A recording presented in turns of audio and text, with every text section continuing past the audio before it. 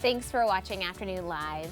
They are the most elite warriors in America's military, and our next guest is sharing what it's like to train and live as one of the Navy's best of the best in his new memoir, Riding the White Bull, The Making of a Navy SEAL. We welcome Jack Ratliff. Thank you so much for joining us today, Jack.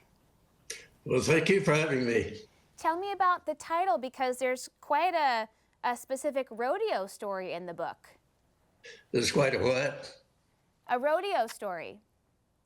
Yeah, it's sort of a coming of age story. I'm kind of on a high right now because I've had three good reviews already, but I just got a really good review from Kirkus Reviews, so I'm happy about that. That's big news. Congratulations. So tell me, what is Yeah. the significance of the white bull?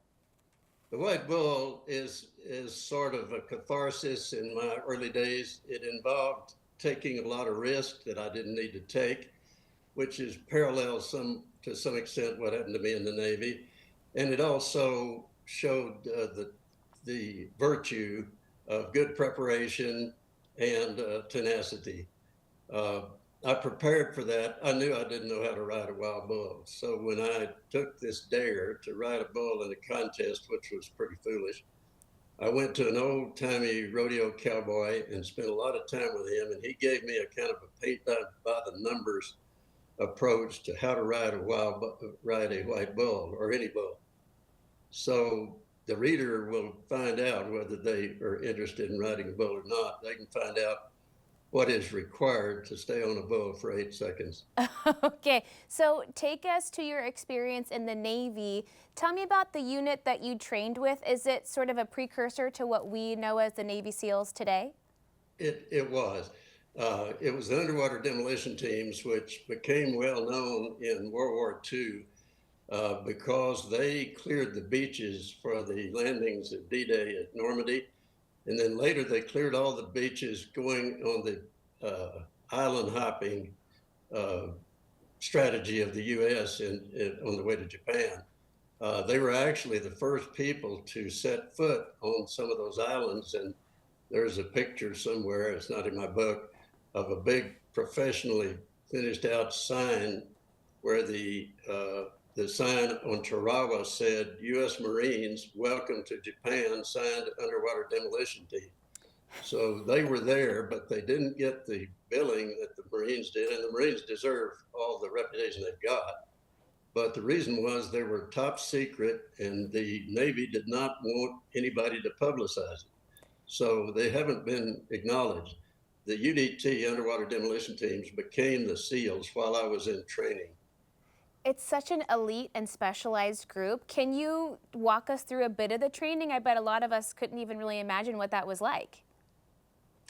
Yeah, it's well, the first part of the training, the first 6 weeks or so, is a lot of harassment, a lot of physical tests, a lot of tests of stamina, and that's just designed actually to weed out people that they don't think will last. They're not looking for ingenuity at that point. They're not looking for strategy. They're looking for tenacity, and they want to find out who will hang in there till the end. Now that training is still the same today as it was when I went through it, but then the advanced course is much different. They train a lot in automatic weapons. They've got a lot of new toys we didn't have, like one-man submersible submarines and that sort of thing. I know there are so many lessons from your military days that you've drawn out into other parts of your life. Is that why you wanted to share this memoir with readers? Well, that's one reason I wanted to show the value of tenacity, which you can be smart, you can be strong, but tenacity is what pays off in the end. We had a drill instructor, the first day we were there, said, you may think you don't have the body for this, but don't worry about your body. If you have the willpower, the Navy will give you the body. And that's exactly what happened. Out of that 45 initial trainees, only 15 finished the training, and they were not the ones you would have picked out in the beginning. That's so fascinating. Did they have that infamous bell back when you were there?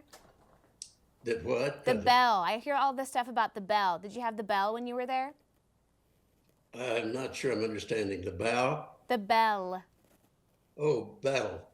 No, I was not. I was not in any combat. I was very lucky. I got in after Korea and before Vietnam, so I was in the peacetime Navy. Well, thank you so much for sharing part of your story with us today. It's been so nice chatting with you, Jack. Thank you so much for having me. I appreciate it. Of course. Good luck to you. Thank you. The book again is Riding the White Bull. We'll have more information on our website at katu.com. We'll be right back with more Afternoon Live right after this.